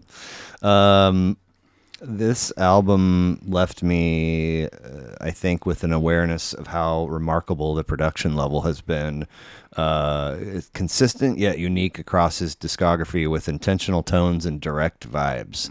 Not that, it's not to say that his contemporaries or whatever are just putting out records with shitty tone and below quality production. Most records that get out have got, a professional sound to them. Quite a level of detail. Yeah. With Tom Waits, it's like every single sound is like engineered perfectly. It really is. And, I don't know what to have that in your bag of tricks. I don't know what the mixture of just intuition versus being technically sound is, but it's gotta involve a lot of both, I would think. And that's, for me, like I consider myself to have the bare minimum in the technically sound. Like I can play a few guitar, things on the guitar. I can mess around on the piano. I understand gear and equipment, but that's also my ceiling. It's my floor and my ceiling. I'm not going to be recording a one-man band album anytime right. soon. Yeah. And at the same time, I would give myself a little bit more credit in the intentional feel kind of thing. But it's so small and it basically just allows me to see, the gift. Sit in awe. Yes, exactly. What they have to say about Blood Money? Blood Money, the other album released on the same day as Alice, with songs like Misery is the River of the World, God's Away on Business, and Everything Goes to Hell. It's clear that this aligns more with the Black Rider-esque playful villainry. It's not great, but it's better than I'd remembered. Favorite song, Starving in the Belly of the Whale. Nice. Great song. Very nice. So we're kind of coming up on the end. Two main albums. Yeah. Yep. Real Gone in 2004, 16 songs, 69 minutes. This is a very contentious album in the fan base. Say more, please. Because, so it was originally released in 2004. Okay. Then around 2010, I want to say 2011, right around when Bad As Me came out, he and Kathleen Brennan remastered the album and re-released it. Okay. The original version of the album is almost impossible to find. Like if you go What? on Spotify, it's the remastered version. If Okay. you go to a record store, it'll probably be the remastered version. Most people agree that the original's better. Oh. Because it kind of feels like they sanitized it a little bit. Interesting. For the remastered version and kind of took away some of the grimy character. Because it's Oh. a very grimy album. Yeah. It's very distorted and noisy. Uh-huh. But I mean, I still love it. But amongst the hardcore Waits fans, you'll always see them actually Real Gone was only good before they remastered it. okay. All right. Well, it's still a fantastic I'm album. really glad you said that, because the way that I started, I've got my discography over here, and as I'm just checking them off as I go along, and so Alice and Blood Money in 2002 and Real Gone in 2004, and close it out with Bad As Me in 2011. Well, like I said, for some of this, I was doing listens in the car and working off the streaming discography, and at one point I was convinced that I had gotten out of order somehow, and I think it's here. Because I going out and trying to make sure, God forbid, I listen to a record out of order. And then it's remastered, and I'm I feel like some of the original versions of the songs you could find on YouTube. Well, but streaming is almost exclusively the remastered version. I remember seeing the remastered and thinking to myself, gosh, this album hasn't even been out that long. Why is there a remaster? Right. And then whatever, when I was finally back in the chair and listening like a good student, I was like, am I tripping? Did I totally hallucinate that whole thing where I thought I was listening out of order? Because now it's all back to... Now it all makes sense. Yes, exactly. So we get more Brain, more Claypool, Mark Ribot, and Casey Waits on drums, turntables, and percussion. I was like, what? You pulled out all the stops for this one. I mean, so immediately track one, you get some jazz rock, and then track two is this pirate. That rap. Yeah, it's one of my favorites. One of the first songs that I was like, okay, I can fall in love with Tom Waits. Just the whole it's a grimy song, the way he sings the vocals, but then when he comes in on the chorus, hoist that rag, it's whoa, dude, where did that come from? Also, one of my favorite Mark Ribot guitars. Okay, nice. The whole song's very Latin influence. It's got a little hand clap going on the back. The bass is very slinky. I think hand claps is a credited personnel listing. Yeah. And then the guitar line, like you said earlier, it's very simple. It's just a few notes, a repeating motif. Yeah. But the way, every time he plays it again, you're it's so hypnotizing. Yes. I just want to get sucked into it. So track 3, "Sins of My Father," clocking in at 10:37. Magnificent. Yep. I'm not alone in that, right? No, like no. I It's saw a it. very, like, normally when a song's that long, I'm like, I hope it changes up a bit. But no, that's a very, like, the beginning is exactly how it sounds Yeah. at the end. The storytelling, the lyricism is like, I have a bird's cry warning from a hidden branch, carving out a future with a gun and an axe. I'm way beyond the gavel and the laws of man, still living in the palm of the grace of your hand. I'm going to take the sins of my father. I'm going to take the sins of my mother. I'm going to take the sins of my brother down to the pond. Wow. Shit, dude. All right. Yeah. And it's like, it's that. I hope for there's 10 footage. minutes. I want to see the. Metropolitan Glide is track 7, jazzy folk rock with scratches. I'm like, I mean, if I were to make a list of all the things that Tom Waits didn't do on his like, I think by the time I get to the end, I have no things left. I've made my, and then nope, he did it. He did it. And I think he had some, when he dove into like the beatboxing was kind of when he kind of lost me a few times. yes. Some of the DJ scratches. It works well, like going back big in Japan. So Yeah. like Yeah. that, like that repetition. Yep. But it's also it's his kid. Exactly. Right. It's yeah. super fun. Spit back to that. The album ends with "Day After Tomorrow," which is a phenomenal song. But then there's a hidden track after it. Uh-oh. After like a few minutes of silence, it goes to "Chicka Boom," Oh, which is just kind of him beatboxing and doing his thing. And I was like, okay, we could have ended it on "Day After Tomorrow." That's fine. Track 8, "Dead and Lovely." I absolutely dig that. Track 9, "Circus." I pulled out a snippet of lyric. I'd love to hear it because it's a weird song. If you wouldn't mind. And one-eyed Myra, the queen of the galley, who trained the ostrich and the camels, she looked at me squinty with her one good eye in a Roy Orbison t-shirt as she bottle-fed an orangutan named Tripod. And then there was Yodeling Elaine, the queen of the air, who wore a $sign medallion, and she had a tiny bubble of spittle around her nostril and a little rusty tear, for she had lassoed and lost another tipsy sailor. Are you all right, dude? Where did that come from? Yeah. It really makes you wonder, like, how much of this is stuff he's, like, experienced or, like, heard about versus just imagination. Having a really creative vision. I mean, again, the detail. Like, I think I'm back on. Yeah, because I'm out of order. Yeah, and I'm driving, and I was like, did he just say somebody's wearing a Roy Orbison t-shirt? And I was like, I got to look that up. And then I was like, oh, that might be the more normal part of that passage. Right. Easily. Like, okay, that part makes sense. The rest is just, okay, that's what it is. Track 10, "Trampled Rose," really, really nice. In fact, I kind of like them all. Just a really nice surprise. Do you have anything to add? No, just have same with Green Grass. Oh, yeah. Rain. Which fantastic song. Green Grass is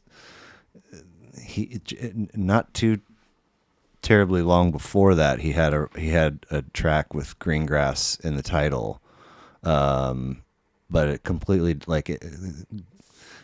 grass is greener or something like that. I forget what but a way different feel than the first one. What did our reviewer have to say? Released a year after the U.S. invaded Iraq, Real Gone contains some of the few directly political material of Waits' career. It also completely eliminates all keyboards, but add things like turntables. Okay. It doesn't really have any opinion there. That's, I think, yeah. in my opinion, one of Waits' weaker albums. Okay. All the way through. Okay. But again, this is an artist with zero actually bad albums, right. So placing it toward the bottom is not a knock on the album. No, I think that beyond the specifics that I mentioned, like I said, I like that he's still putting out good material. 30 years after his debut. So 73. So yeah, 30 years later. 31. I mean, it's that you don't find very many artists that can do that. No. This is his 16th album if you include all the like screenplay. Yeah.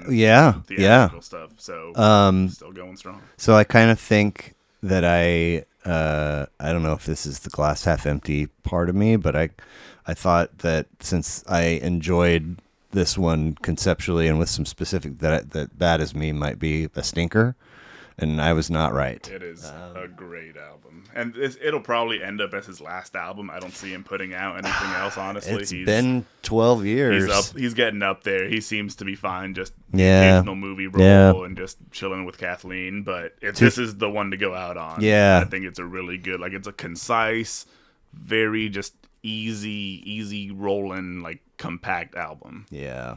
So, 2011, 44 minutes and 16 tracks. Is that right? So yes. 13 tracks originally, and then Okay. over here you've got there's 3 bonus tracks that were on the album. So originally okay. it ended with New Year's Eve on the original release. I see. Yes, but there's yes, some yes. deluxe tracks on here, yeah.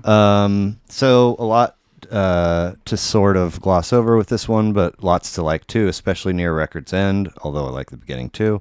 Great tone again, great musicianship across the whole record, but especially in the closer, and I'm digital, After You Die, and the story feel of Tell Me. And then, very little, very small wiki entries for the couple or 3 before this. And then this one's huge, like tons of critical acclaim. Yeah. It's almost like this felt like Tom Waits like saying, "Hey, I'm still here. Like ain't no one gonna fuck with me." I'm still Tom Like Waits." Alice. Exactly. Yeah. But it's really like it's like I said, it's just so concise. There's like no real filler. It's just even if there's a song that's weaker than another, every song kind of like fits. Yeah. In. Like it's all, and the fact that it comes so late into his career, there's like a sense of like mortality on it. It's almost like, yeah, I don't have much time left. Let's pump one out. Let's make it a good one. Time to make the donuts. Yeah, I just, I felt like the critical acclaim was deserved. Fantastic record that shows his reach, his creativity, and his many musical personas. Really just kind of left me speechless in a sense, in that it's been a long road. I mean, the different phases, the different labels, the different partnerships, and sounds, experimental directions that he's gone.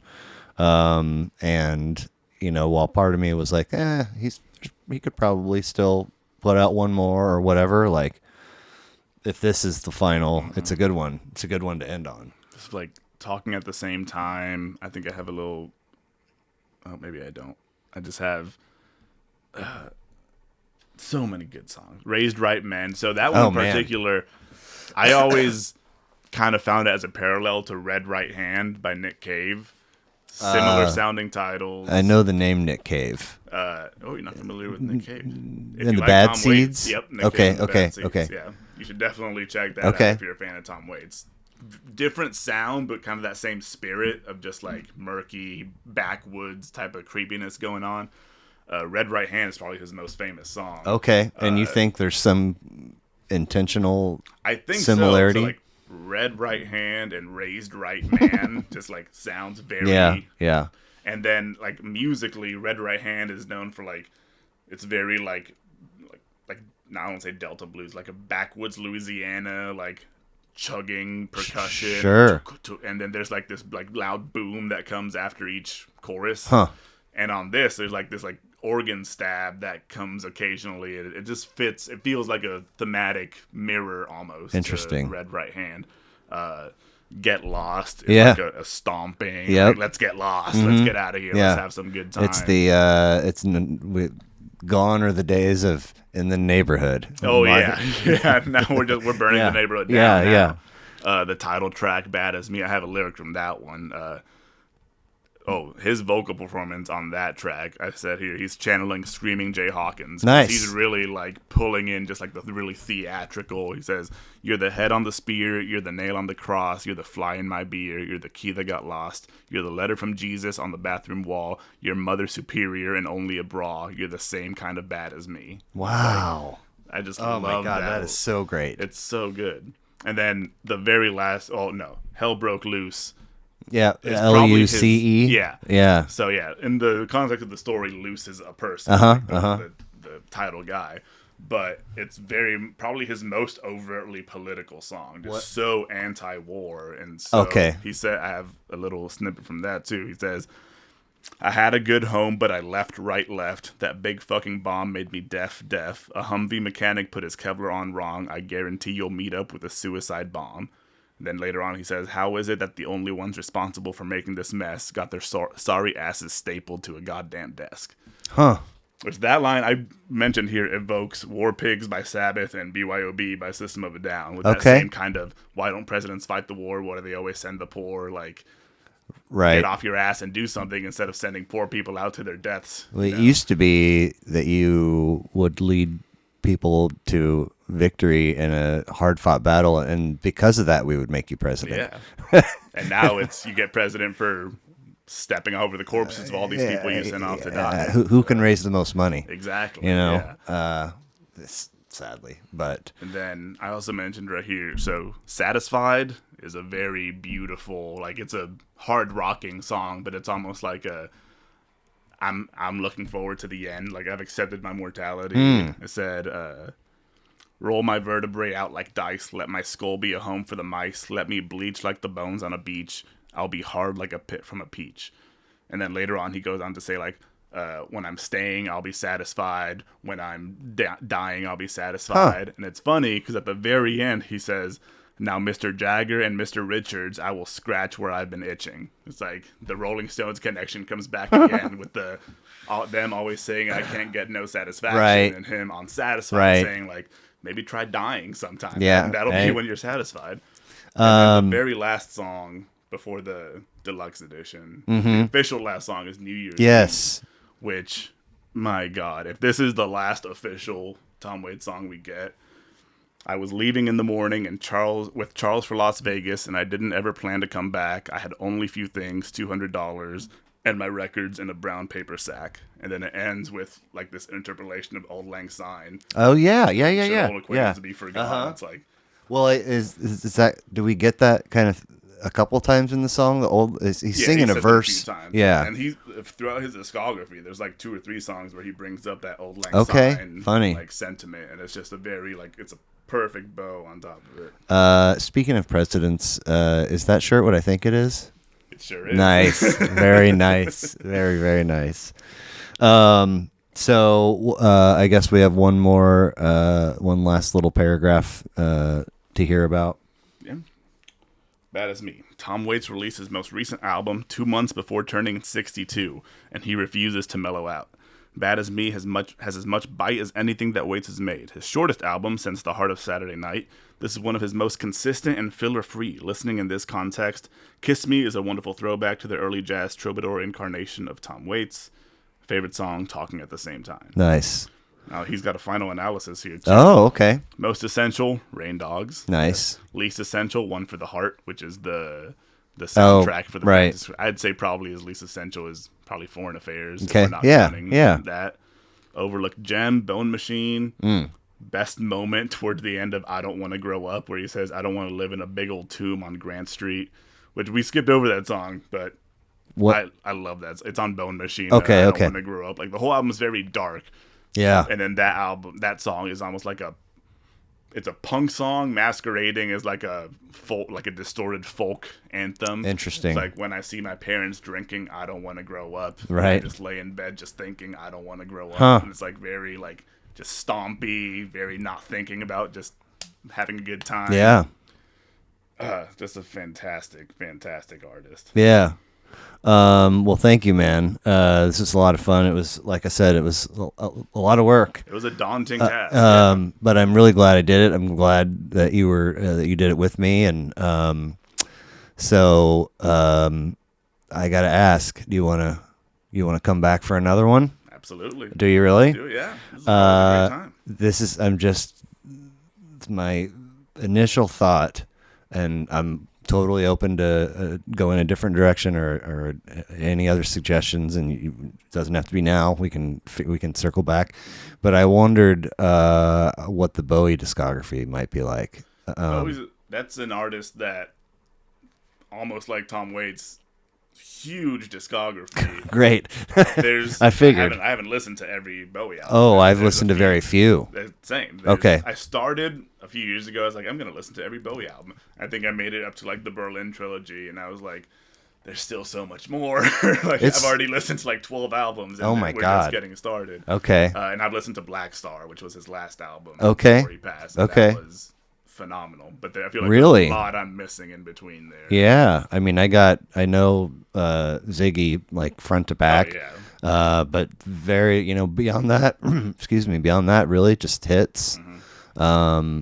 And I mean, it would be, a lot of first listens for me, but it's a thing that that list of, rabbit holes that I should go down is ginormous. Right. It'll never be, they won't all be scratched off at any, but if I don't ever dive down, then it just continues. Yeah. So kick it around if you want to do that, or if you want to throw something different back at me, I'd be down. Absolutely. But it's great having you back. Always good to chat with music with you, and appreciate the time. I feel like we're forgetting something, but we've definitely hit 17 records, and I guess we covered it. He's also a prolific actor, shows up in movies all over the place. I think I mentioned last time when we were talking about Small Change, he has a small role in Seven Psychopaths, which is one of my favorite movies. I don't know if you ever watched The Ballad of Buster Scruggs. But he has his own little...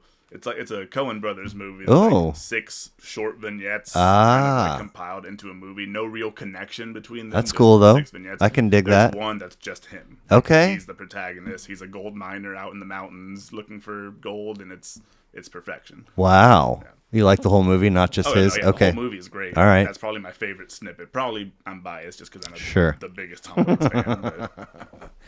All right, Sammy Sanchez. If you haven't checked out episode 44, please go do so. It was great then, and great to have you back. Thank you very much. Talk to you soon. Absolutely. Thank you.